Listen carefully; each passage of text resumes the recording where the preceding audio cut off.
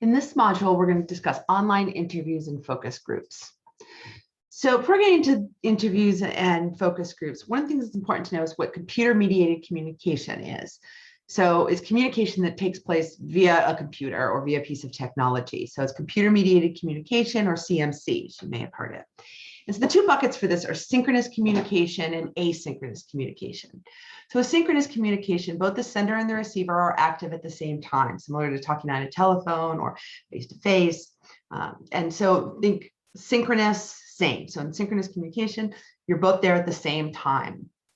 With asynchronous communication, the sender and the receiver is occurring at different times. Think of an email or an answering machine or voicemail, or you're leaving somebody a message and then maybe they leave you a message. And so the way that these communication mediums take place can impact the message being sent and can impact your communication. So when you design research, you want to design deliberately based on if you're going to have synchronous communication or asynchronous communication. So again, viewed in a different way. So synchronous, same, users connected at the same time. It's a real-time conversation. A lot of times there's limited participants because there's only so many people you can have a conversation with or mediate a conversation with at one time. It can be text chat, it can be a voice chat, it can be video conferencing. It can even be in a virtual world, in virtual reality, like a video game or Second Life. With asynchronous communications, the users are not online at the same time. There's a delay. You could possibly have unlimited participants. These can be discussion groups, notice boards, social networking. So, for example, if you look to your own coursework, your discussion boards are asynchronous. And so think about your own experience. If you're having, say, a live classroom experience or a synchronous communication experience, and you're able to get that information and connect in real time versus asynchronous, where you maybe posting in your discussion board, and then how long does it take for somebody to post a reply, and then you reply. And a lot of times with synchronous communication, you're getting more momentum going. On the other hand, with asynchronous communication, then you have the ability for people to respond when they can respond, when they have time, and maybe they've given their responses some thought instead of being reactionary as they are in a synchronous communication. So when designing, especially interviews and focus groups that are online, taking into consideration what's the experience that you're having if it's a synchronous interview or focus group or discussion versus asynchronous. So if there is a delay, or if you're not able to monitor the real-time experience that somebody is having, what could be happening that could be affecting the data? If you don't know what their day has been like, what it's like on the other end when somebody's responding. Are you understanding each other? If you've ever sent a message and then or read a message and wondered what's the tone of that? A lot of communication is nonverbal, and so especially with asynchronous communication, you're lacking a lot of the nonverbal cues. So when you're designing your research, you want to take that into consideration because you're not in the moment to be able to understand the user experience. This is one of the things that we talked about in the ethics module, is when you're conducting online research, especially when it's asynchronous, you don't always know what could be triggering somebody or what experience they may be having as a result of the questions or the participation and research experience. So I'm looking at asynchronous and synchronous online interviews. So these interviews are semi-structured and can consist of an email or message exchange. And so that's really the key of it, is that it's an exchange. So it's not just a one email. The interview is what makes it when it's going back and forth and it's an exchange. So you can have a series of questions. You send the questions, they send back the answers. You can do it one question at a time. You can do them all together. And online interviews can be very efficient, but you do always want to take in, with any kind of online research, what is the impact of the medium? What is the person able to access the technology? And are they more or less comfortable communicating online? So for example, if you are doing a synchronous online interview and you decide that you're going to do it over Zoom or Microsoft Teams or some sort of video chat program, and halfway through you get disconnected, or they're not able to hear you, they're not able to get their settings right, and so the first 10 minutes of your 1 hour interview time is spent being frustrated over technology. So you have to be able to be aware of the medium. and to know that it can influence. So when you're designing, you think, okay, is there a point where if we're not able to get the technology working within 15 minutes, we reschedule? Or how am I going to know if the data has been compromised because of their environment? So we're always looking to make sure that the research and the experience of your interview or focus group when it's online is matching the way that you've designed the study ahead of time. Because if something happens that could influence the data, then your data can be compromised. So you want to make sure your questions are clearly worded and understandable to the participant.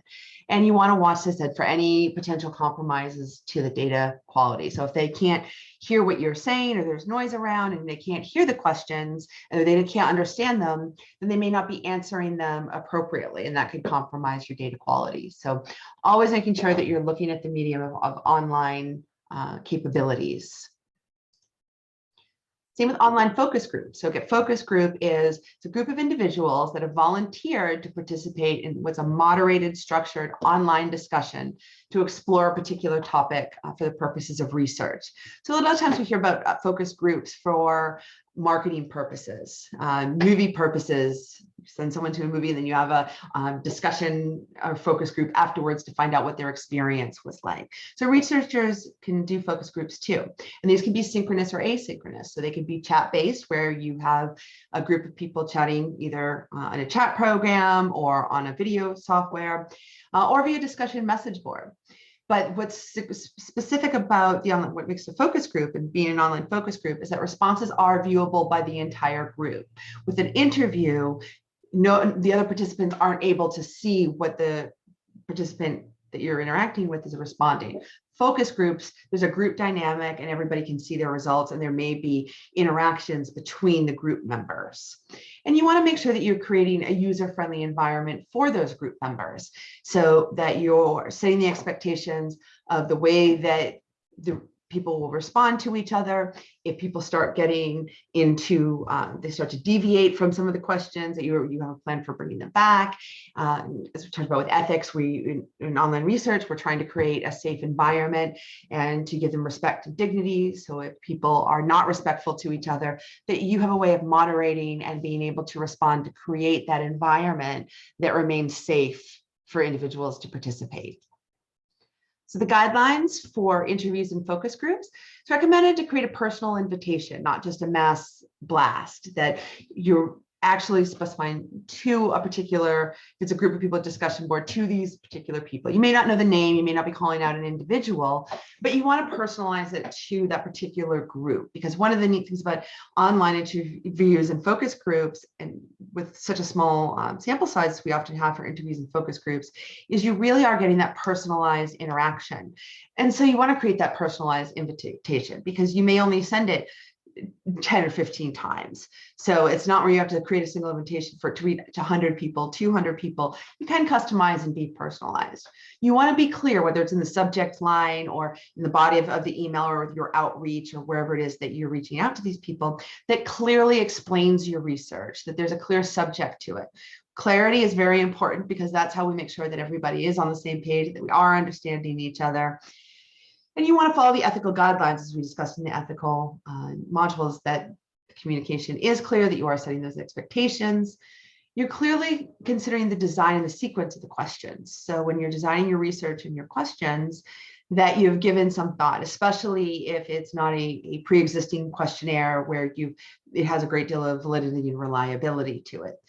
With qualitative research, sometimes the questions can be a little bit more nebulous in terms of being able to find the exact reliability and validity of your interview questions, whether it's an exploratory study or whatever reason you're doing interview or focus group. So you do want to design and sequence your questions so that they make sense, so that there is an order to them. If there are any deadlines and timelines, you want to clearly communicate that. So you want to set the expectations. You want to make sure that you've been clear in what it is that you're targeting to do, what you're asking of other people to do.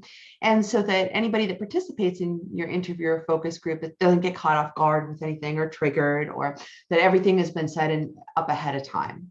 And always to ensure, again, that participants are providing quality data. So as you're doing your online interviews or focus groups, to be on the watch out for anything that looks out of character or out of sequence for the way that you designed it. So if you're doing research and you have your series of 10 questions that you want to ask in an hour, and all of a sudden during this focus group, two people start getting in an argument and one or two of them then storm off. Well, and then they disconnect. So that data now would likely be compromised, and it's possible that entire focus group could be compromised. So you want to be on the lookout for outliers in behavior or answering questions that could compromise the data.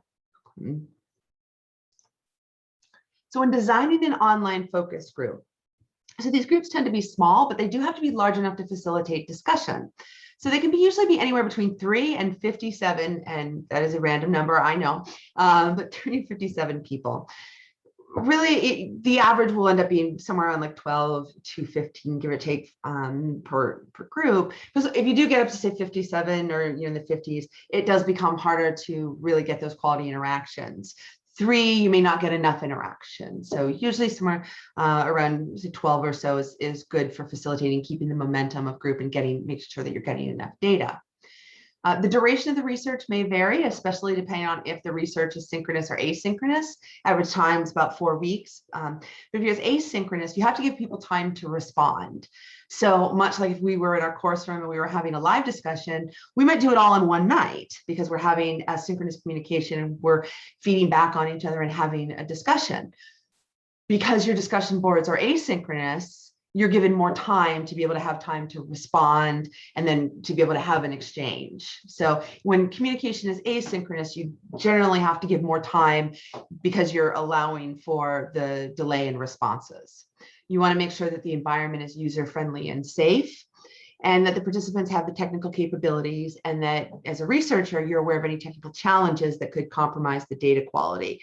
So again, if you've got an online focus group and all of a sudden you lose internet connection and everybody has to log back in, that may be fine, no big deal. But if there's, for any reason now, one person wasn't able to get online, or 2 people, or the sound was incorrect, or something has happened, you just want to be on the lookout for any technical challenge that could compromise the data and to use your best judgment with that.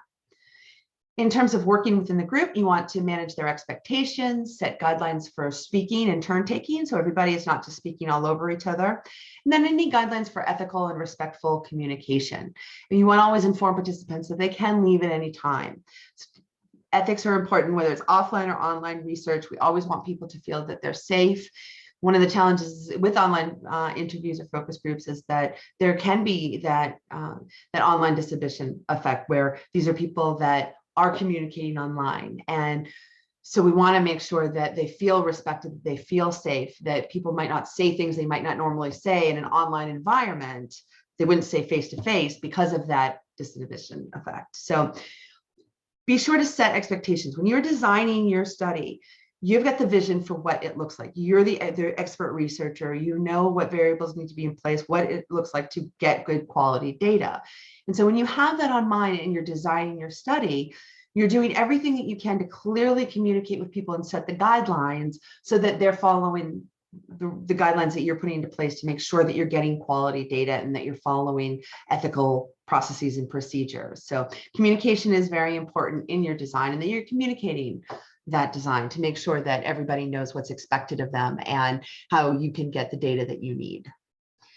So if you have any questions, feel free to email me, and then otherwise we'll talk again soon.